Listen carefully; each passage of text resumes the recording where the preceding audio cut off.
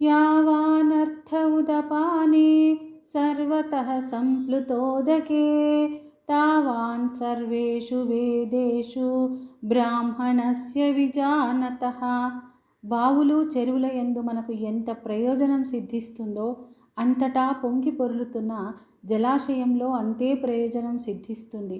అలాగే వేదోక్త కర్మల వల్ల ఏ ఫలం సిద్ధిస్తుందో పరమార్థం తెలిసిన సన్యాసికి అదే ఫలం సంపన్నమవుతుంది. కర్మణ్యేవాధికారస్తే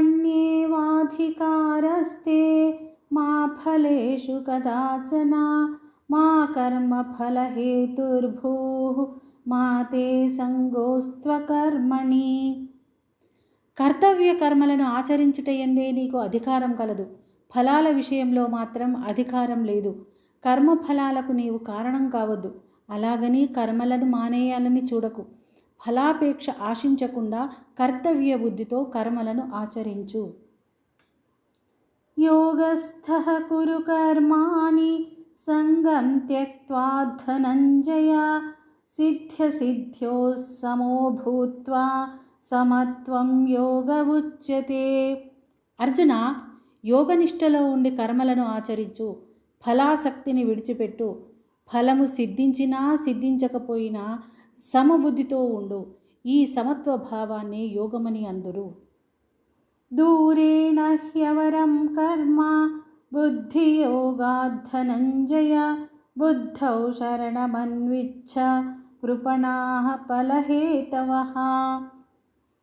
ఓ ధనంజయ, సమత్వ బుద్ధి యోగము కంటే సకామ కర్మ తక్కువ శ్రేణికి చెందింది. కావున సమత్వ బుద్ధి యోగాన్ని ఆశ్రయించు. ఎందుకంటే ఫలాసక్తితో కర్మలు చేయటం అత్యంత దీనమైనటువంటి విషయం. బుద్ధియుక్తో జహాతీహ ఉభే సుకృత దుష్కృతే తస్మాద్యోగాయ యుజ్యస్వ యోగ కర్మసు కౌశలం.